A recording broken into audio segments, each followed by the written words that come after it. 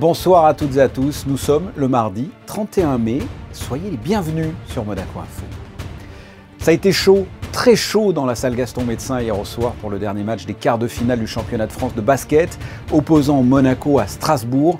Ça s'est joué comme le match précédent à 3 fois rien, il fallait un vainqueur et un vaincu et c'est la Roca Team qui s'est qualifiée pour les demi-finales, le résumé dans ce journal. Un chiffre d'affaires de 530,5 millions d'euros contre 336,9 millions lors de l'exercice précédent, soit une augmentation de 57%. Voici le très court résumé du résultat consolidé de la SBM, résultat qui vient d'être annoncé aujourd'hui. Pour le développer plus en détail, nous serons avec le président du groupe, Jean-Luc Biamonti.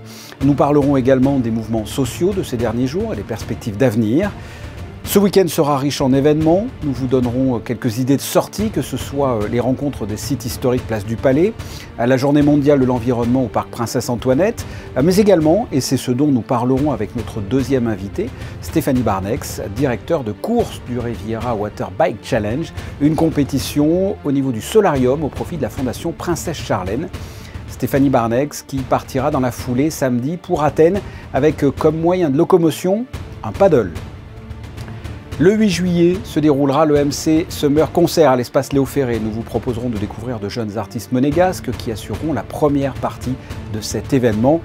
Et enfin, à l'occasion de la Journée mondiale sans tabac, nous vous avons demandé ce que vous pensiez de cette initiative créée en 1987 et si une journée comme celle-là peut faire évoluer les mentalités face à une habitude qui tue chaque année 6 millions de personnes. Après un scénario que seule la Roca Team peut écrire, Monaco s'est qualifié ce jeudi pour les demi-finales du championnat de France face à une excellente équipe de Strasbourg. Les Monégasques ont fait passer les supporters par toutes les émotions. On peut même dire qu'ils ont joué avec nos nerfs. Un résumé de ce nouveau match épique avec Yannick Debever et Sylvain Péroumal. Jusqu'à 3 minutes de la fin du match, Monaco était éliminé. Incapables de rentrer dans leur rencontre, les Monégasques sont fantomatiques en première mi-temps. Quand la détermination n'est pas là, l'adresse non plus. Sur ces 20 premières minutes, Monaco ne rentre que 9 shoots sur 35. Strasbourg ne se fait pas prier, joue son basket et va compter jusqu'à 21 points d'avance. Les Monégasques rentrent au vestiaire tête baissée, conscients de leur piètre prestation. Ils en ressortiront le torse bombé, prêts à tout pour au moins tomber les armes à la main. Portés par l'énergie d'un Yacouba Ouattara héroïque des deux côtés du terrain, les Monégasques grappillent peu à peu leur retard. Série après série, la Roca Team revient et met la pression sur des Strasbourgeois qui bafouillent désormais leur basket et sont gênés par des problèmes de faute. Au début du quatrième quart-temps, la Roca Team n'a toujours pas inscrit le moindre tir à 3 points. Monaco est à -7 et comme un symbole. Jonas, le tir à 3 points. C'est un autre guerrier qui fera tomber le premier tir longue distance.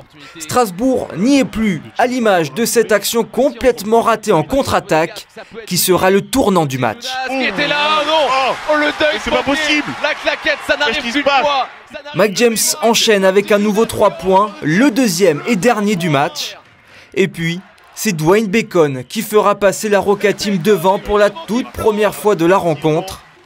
Strasbourg s'accroche et dans un dernier souffle passe même devant à 20 secondes de la fin grâce à un excellent Yanis Morin.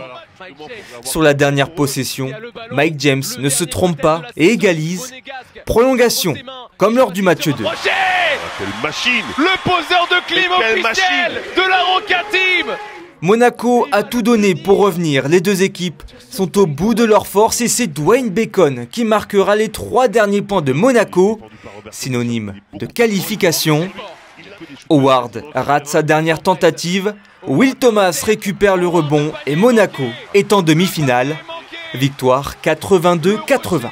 À la mi-temps, on s'est retrouvés et on s'est dit que le plus dur était derrière nous. Tout ce qui pouvait nous arriver de mal est arrivé en première mi-temps. On s'est dit, on a ce qu'il faut, on a le cœur pour aller chercher et c'est ce qu'on a prouvé en deuxième mi-temps. This is not the way to play for the title. It's not a completely play-off game. I think, okay, maybe we have, like a good mood now to analyze this and say, okay, guys, this is not working. You're gonna go like this till the end. Il est clair que si la Roca Team veut terminer sa saison sur un titre, il faudra jouer constamment comme la deuxième mi-temps de ce match 3. Les joueurs du Rocher n'ont encaissé que 24 points, soit moitié moins qu'en première mi-temps. Monaco a eu très chaud et Monaco va désormais se tourner vers les demi-finales face à Pau. Et ces demi-finales commencent ce jeudi soir à 20 h à Gaston-Médecin. La billetterie est déjà ouverte. La Société Les Bains de Mer vient de présenter les résultats de l'exercice allant du 1er avril 2021 au 31 mars 2022. Un bien meilleur résultat que l'année précédente, plus 57%, mais moins bien que l'exercice 2019-2020, moins 14%. La crise sanitaire oblige. Entre l'analyse de ces chiffres, la partie sociale de la SBM, avec, on le sait, quelques mécontentements, notamment du côté du personnel de la Sûreté, ou encore les perspectives d'avenir, voici les thématiques abordées plus en détail avec notre invité Jean-Luc Biamonti. Jean-Luc Biamonti, bonsoir. Bonsoir. Vous venez de présenter les résultats consolidés de la SBM. Quel est votre constat, tout simplement? Quels sont ces résultats? Sans peut-être nous abreuver de trop de chiffres, mais quels sont ces résultats? Non, donc on parle de l'année qui s'est terminée, qui a commencé le 1er avril 2021 et qui se termine le 31 mars 2022. C'est un exercice à deux vitesses, puisque le premier trimestre, c'est-à-dire avril, mai, juin 2021, ça ne marche pas du tout. On a de gros problèmes. Il y a toujours l'atmosphère Covid autour de nous. Et puis ça décolle soudainement fin juin et on fait les mois qui ont suivi très très très bons. Ce qui fait qu'au total, on fait un très bon exercice quand même, un peu pénalisé par ce premier trimestre, mais très satisfaisant. On fait un chiffre d'affaires de 530 millions pour l'exercice. Et surtout, on fait un profit très sympathique de 75 millions. Il y a longtemps que ça ne nous était pas arrivé. Et quels sont les secteurs d'activité qui rapportent le plus, ceux qui rapportent peut-être le moins? Celui qui rapporte le plus, c'est clair, c'est l'immobilier. Oui. Donc on a un patrimoine immobilier important avec des résidences et des locaux commerciaux.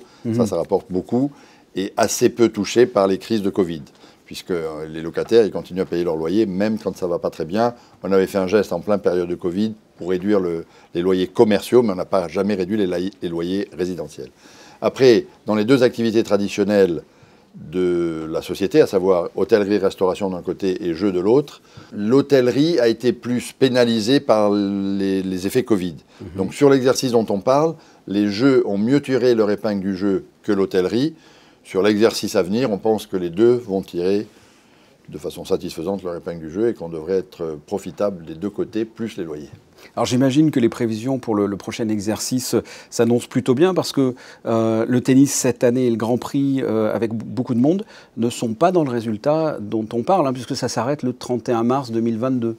C'est correct, l'exercice qui commence au 1er avril 2022 est bien parti, et puis l'avenir nous dira ce qu'il en est, mais quand on regarde devant, pour le moment c'est plutôt positif. Oui. On a de bons niveaux de réservation, on a fait un mois d'avril très fort, un mois de mai bien, très très bon avec le Grand Prix. On n'a pas eu trop de chance au casino, mais on est quand même positif. Et puis, quand on regarde l'été, pour le moment, ça se présente bien. J'aimerais que l'on aborde l'aspect social. Il y a des mécontentements sociaux, notamment concernant le personnel de la Sûreté. Où en est-on? Écoutez, on a 4000 employés et il y avait 40 personnes qui se sont rassemblées le samedi matin, donc c'est 1%, c'est pas encore dramatique. On a effectivement une vraie pression sociale parce que, en fait, la pression sociale vient du phénomène suivant. On a de plus en plus de mal à recruter des saisonniers. Ce faisant, on augmente la charge de travail sur les gens qui travaillent à temps plein l'année. Dans les gens qui travaillent à temps plein l'année, on a deux types de personnes. Des gens qui sont payés à la masse et donc, au fur et à mesure que le chiffre d'affaires augmente, leur rémunération augmente. Donc, il est vrai qu'ils travaillent plus, mais ils gagnent plus. Et puis, il y a des gens qui sont au fixe. Et ceux-là, malheureusement, ils travaillent plus, mais ils ne gagnent pas plus parce qu'ils sont au fixe. Et donc, on concentre toutes nos mesures et on a pris un certain nombre d'initiatives sur cette catégorie-là, qui est effectivement aujourd'hui un peu pénalisée par l'augmentation de l'activité sans augmentation de revenus. Et pour le moment, on a pris un certain nombre d'initiatives, on a fixé un certain nombre d'échéances de négociation.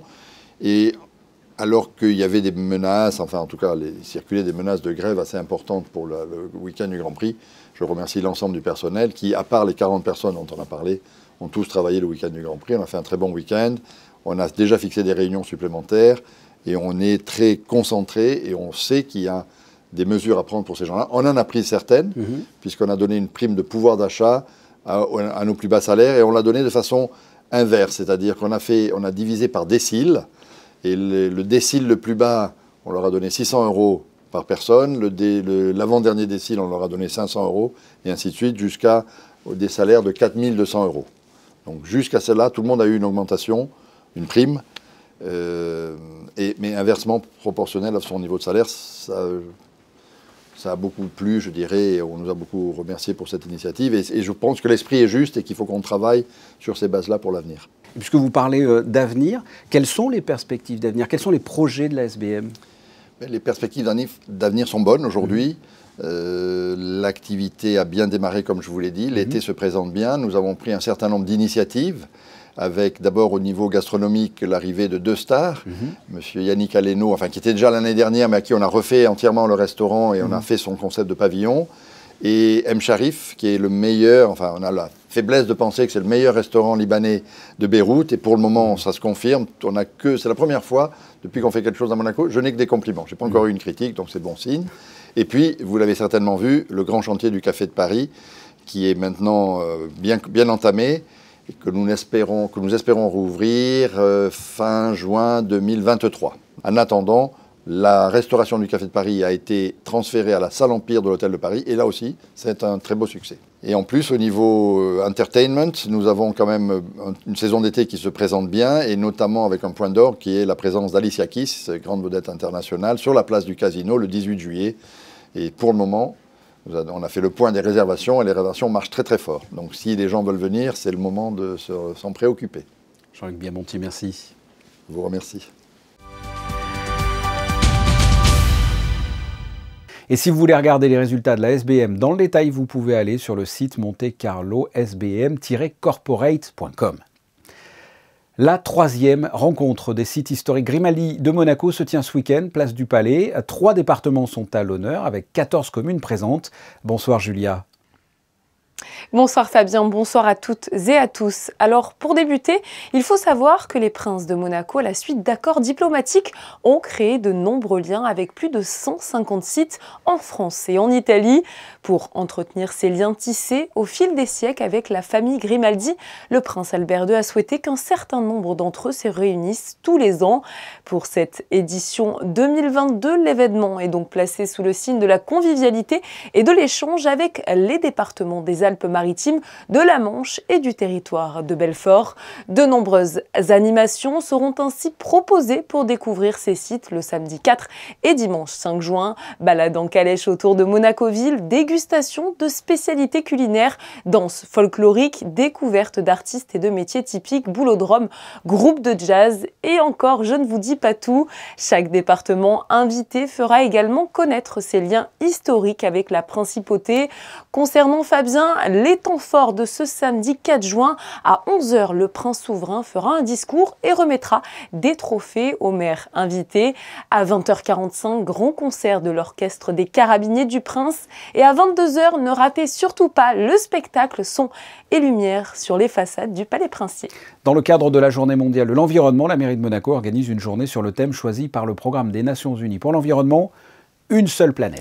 La manifestation aura lieu ce samedi 4 juin de 10 h à 15 h au parc Princesse Antoinette, où plusieurs stands et ateliers constitueront un cheminement permettant de profiter de la richesse végétale du parc. Le fil rouge de cette journée sera le mot harmonie, Fabien, symbolisant le lien entre l'homme et la terre. De nombreux stands seront ouverts notamment pour expliquer le recyclage du bois, déguster des infusions naturelles ou encore sensibiliser les jeunes générations à la diminution des gaz à effet de serre. La société monégasque de l'assainissement, quant à elle, mettra en avant des informations essentielles sur le thème du recyclage, en plus des ateliers accessibles sur réservation proposés tout au long de la journée. Un grand jeu de pistes a été créé sur le thème de l'environnement, encore une fois, sous forme d'énigmes. Toute la famille pourra y participer. Les rendez-vous au jardin auront lieu aussi ces 4 et 5 juin, avec pour thème les jardins face au changement climatique. Comme chaque année, Fabien, la principauté communauté de Monaco s'associe à la manifestation Rendez-vous au jardin afin de faire découvrir à un large public la richesse et la diversité de ces parcs et jardins. L'édition 2022 se tient en marge d'ailleurs de la Journée internationale de l'environnement dont je vous ai parlé il y a quelques instants sur le thème « Les jardins face au changement climatique ». Cette année, la direction de l'aménagement urbain propose de découvrir plus particulièrement les jardins Saint-Martin à Monaco-Ville. Pour en prendre plein les yeux, rendez-vous donc sur le parvis du musée océanographique les 4 et 5 juin de 10h à 16h. Et pour finir, Fabien, ce week-end très chargé en événements sur la principauté, le Riviera Waterbike Challenge se tiendra le dimanche 5 juin sur le port Hercule. Mais je crois que vous nous en dites plus. Absolument. Nous allons même en discuter avec notre prochaine invitée. Elle est championne du monde de sauvetage côtier. Elle est depuis de nombreuses années aux côtés de la Fondation Princesse Charlène. Stéphanie est une aventurière de l'extrême avec la traversée de l'Atlantique Nord à la rame en 2009, puis de Cap Horn en 2015. Stéphanie Barnex, bonsoir. Bonsoir. Vous avez une double actualité. La première, vous êtes directeur de course du Riviera Waterbike Challenge. Et la deuxième, vous allez partir le même jour, juste après cette manifestation, pour une épreuve incroyable qui s'appelle Cap Optimiste. C'est une traversée en paddle entre Monaco et Athènes. On commence par le Riviera Waterbike Challenge. C'est une compétition à vélo sur mer au profit de la Fondation Princesse Charlène. Vous pouvez nous en dire un peu plus ? Oui, l'objectif est de réunir un maximum de personnes autour du waterbike, qui est aussi l'identité de la fondation de la Princesse Charlène de Monaco, pour lever des fonds au profit de cette même fondation afin de développer les programmes et de porter les valeurs du sport à travers le monde. Donc, il y a 18 équipes qui vont concourir. Et donc, ça va être une très très belle matinée et on invite d'ailleurs tout le monde à venir nous rejoindre au Solarium pour voir cette compétition. Et comment se déroule concrètement cette compétition ? 18 équipes, qu'est-ce qu'elles doivent faire au niveau du Solarium ? Il y a 18 équipes composées de 5 personnes. Coéquipiers ou coéquipières, avec 2 personnalités dans chaque équipe. Et l'objectif est de partir du yacht club aux environs de 10h, rejoindre le Solarium et il se relaie pour effectuer à peu près 22 tours et revenir au yacht club. Donc le premier arrivé à gagner, mais je pense que c'est surtout aussi une fête autour des valeurs du sport, de l'entraide, de la solidarité pour mettre le focus sur cette belle fondation. Avec des sportifs et des people aussi qui vont y participer. Exactement, on a un beau panel de personnes, à la fois des personnalités du monde du sport, de la culture, et puis aussi des amateurs qui viennent participer. Justement, ce mélange fait que on espère qu'on va partager de beaux moments d'émotion dimanche matin au Solarium. Il va y avoir beaucoup d'encouragement, il y a des enfants qui vont venir nous voir aussi, donc ça va être une belle fête du sport. Et quel est le rôle là, du directeur de course, votre rôle ? Le rôle du directeur de course, c'est que déjà, les consignes de sécurité soient respectées, puisque c'est l'objectif numéro 1 d'un directeur de course, notamment quand on court pour une fondation, la Fondation Princesse Charlène, qui a pour but de sensibiliser les enfants à la sécurité aquatique. Donc, c'est vrai que mon objectif numéro 1, c'est la sécurité, l'équité entre les équipes, que tout le monde passe bien les portes, fasse bien le parcours. Mais ça, j'en doute pas. Et puis que tout se déroule le mieux possible et de coordonner les équipes à la fois médicales, techniques, les bénévoles aussi. Il y a énormément de bénévoles qui sont mobilisés sur cette opération et que tout se déroule bien. Autre aventure que vous allez vivre juste après ce Riviera Waterbike Challenge. À 14h, vous partez et vous serez 6 pour aller jusqu'à Athènes à la rame, à la force des bras en paddle. Pourquoi vous faites ça ? C'est une très bonne question. Vous vous la posez aussi. Je pense que je vais la poser à minuit quand je serai au large de l'Italie. Donc, non, en définitive, le paddleboard, c'est un engin de sauvetage. C'est le dénominateur commun de toutes ces 6 femmes, ces 6 waterwomen. On se lance ce défi de relier Monaco à Athènes, qui ne s'est jamais fait, en plus en Méditerranée, donc à peu près 1800 km à la force des bras. On va se relayer jour et nuit, on espère mettre entre 13 et 14 jours.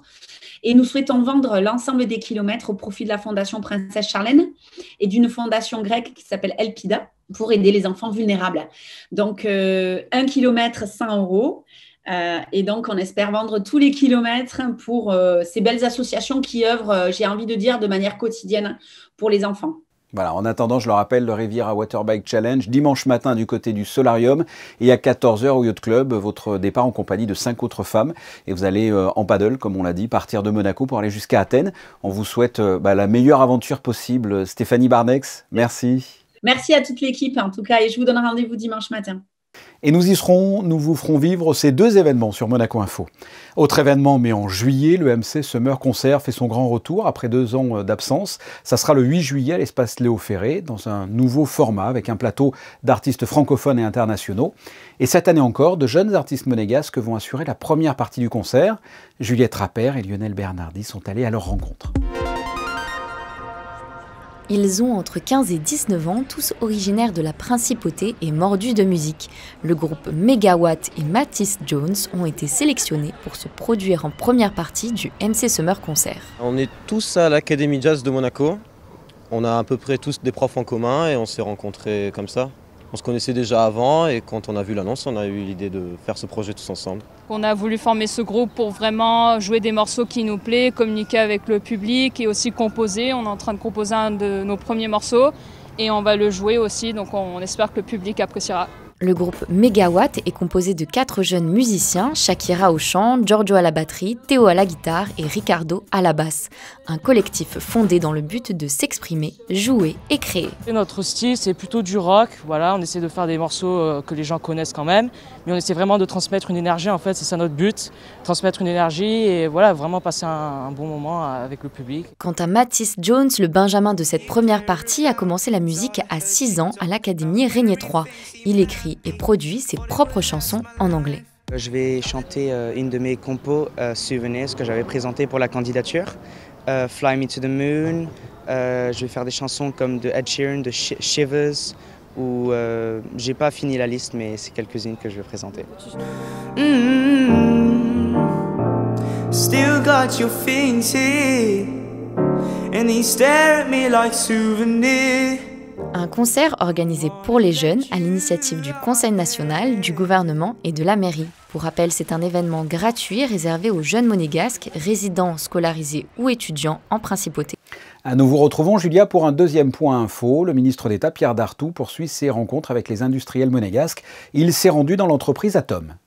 Accompagné de Jean Castellini, conseiller de gouvernement, ministre des Finances et de l'Économie, le ministre d'État a pu apprécier les hautes technologies mises en œuvre par Atoms et ses 30 salariés. Agilité, flexibilité et innovation sont les moteurs de cette entreprise leader européen de son secteur d'activité des interfaces homme-machine utilisées aussi bien dans le domaine aéronautique, naval que ferroviaire par les plus grands constructeurs qui en sont clients comme Thales, Airbus, Dassault ou encore la SNCF. Vous avez une information pratique à nous donner pour finir, Julia, avec des travaux qui débutent demain. Du 1er au 8 juin prochain, effectivement, les services de l'État procéderont à la fermeture partielle de la dorsale dans le sens Nice-Menton entre les ronds-points Auréglia et Canton-Enterré de 9h à 16h. Cette fermeture sera effective de 8h à 21h par contre le samedi 4 juin. En revanche, la voie sera laissée ouverte à la circulation le dimanche 5 juin et le lundi 6 juin pour la Pentecôte. La suspension du chantier lors de ces 2 journées a pour objectif de préserver le repos et la tranquillité des riverains. Ces travaux impactant la voirie s'inscrivent dans le cadre du chantier du Grand Ida, une opération importante dans la réalisation du plan national pour le logement des Monégasques. Ce mardi, nous célébrons, si l'on peut dire, la journée mondiale sans tabac. Il faut savoir que le tabagisme est la 2e cause de décès dans le monde avec plus de 6 millions de morts par an. Un autre chiffre, 1 personne sur 10 qui en meurt était non-fumeur. Et pour finir, 60% des fumeurs souhaiteraient arrêter. Ce constat nous a fait nous interroger au sein de la rédaction. Est-ce que cette journée mondiale peut faire tout simplement avancer le schmilblick? Eh bien, nous vous avons posé la question. Moi, je fume depuis malheureusement trop longtemps et je pense que c'est une super bonne chose parce que c'est un cancer dans tous les sens du terme. Ça peut être très très intéressant, c'est vrai, c'est vrai. Il faut de la motivation, de l'envie. Pourquoi pas y penser, oui, effectivement. Ça incite moins les gens à fumer, ça prend ils ont une initiative de se dire moi aujourd'hui on fume pas et peut-être par la suite arrêter, peut-être 1 jour par semaine on va faire une journée sans tabac. Je vais un peu vapoter parce que c'est moins nocif, mais c'est bien, ouais, il ne faut surtout pas fumer. On sait les dégâts que ça fait, donc c'est une bonne chose. Oui, pour marquer un peu les esprits, toutes les générations, pour une prise de conscience collective. C'est très bien, mais ça devrait être beaucoup plus long qu'une journée. Il faudrait faire ça beaucoup plus longtemps. Une semaine par exemple, une semaine sans tabac, ce serait formidable. Nous retrouvons Julia Vial pour faire un point complet sur la météo de demain. Nous allons avoir, Fabien, une journée ensoleillée pour ce premier jour de juin. Un ciel bien dégagé tout au long de la matinée. Quelques nuages s'inviteront cependant au cours de l'après-midi. Du côté des températures, elles seront comprises entre 18 et 25 degrés. Demain, nous fêterons les Justins. Que l'on appelle également Justin le philosophe. C'est un martyr du IIe siècle. Ils se sont qualifiés au forceps pour les demi-finales du championnat de France. Ça méritait bien qu'on leur consacre les photos de fin de journal.